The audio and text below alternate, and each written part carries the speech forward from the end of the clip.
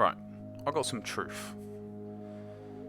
How can we believe in evil, the devil, demons, but then not believe in righteousness, order, God, good angels, you know?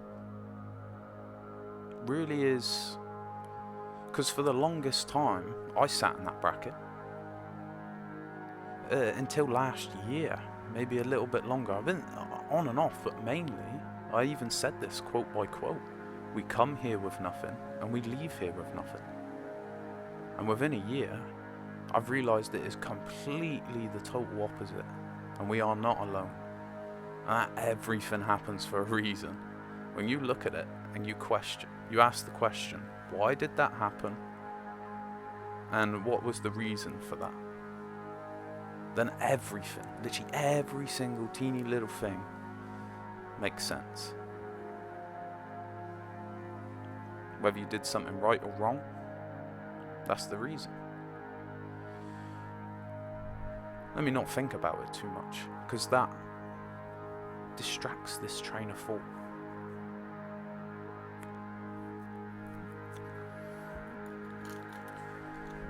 You know, I'll keep it on topic. The quote. The devil runs the playground, but God owns the building. It's very apparent. It is very apparent. Because it seems like that. It's not, it doesn't feel like this 50-50 yin and yang of being treated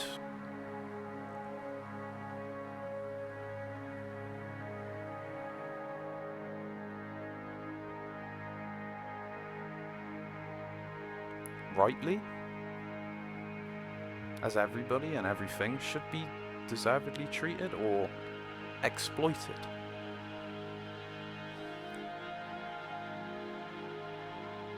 It's pretty where I've got to in my point. Those that exploit others, for whatever reason,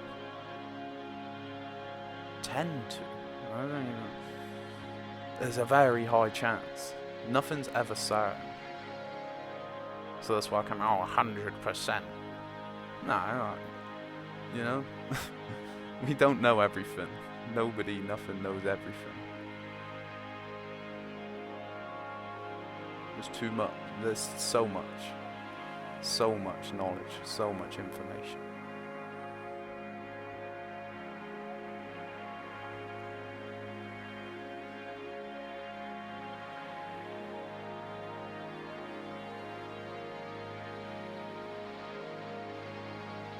Well, I'll just move on. Trying to remember where I was at. It's very apparent, and it's also very apparent when you're in the company of good souls, of good people, nice. It doesn't even have to be people. When you're in nature, the same goes. You get eerie woods, and you get beautiful woods full of life and joy, and you feel at ease. And then there's other places where you feel a bit on edge. That's because there's more going on than what meets the eye. Our awareness goes past just what we physically see here. Our third eye is known for that. Physical and spiritual awareness. Detector. The eye to see the threat. Even when you can't see it. That's why you know when someone's looking at you. Even though they're behind you. Or they can even be very far away. I've clocked on to like this energy a lot, like 200, even whatever. I don't measure it, but very long distances. I feel people looking at me from their window, and I just look where I feel the energy, and there is somebody there, peeping out the window. When you become more conscious of it, it stands out more. It's just like a red car. Now I've said that, you will see more red cars. But the main one is your awareness of the things that you don't see with your physical two eyes. but that feeling you have in the middle of your forehead, that tenseness, that when you focus on it, it becomes apparent. When you're clean from supermarket meat, because I believe hunted meat, like hunt organic, like that's fine. I think I've dipped into it a bit. You are what you eat. But for instance, you are what you eat. And when I was eating supermarket meat, I could feel the trauma. I could feel the fear, the anger, the anxiety, the depression, the fucking just... Yeah. I could feel it when I'd eat it. I would then embody that energy. I would then become that. I would be more frustrated, more anxious, more in a fear state, more like couldn't chill. Felt my body and mind felt at chaos instead of at peace.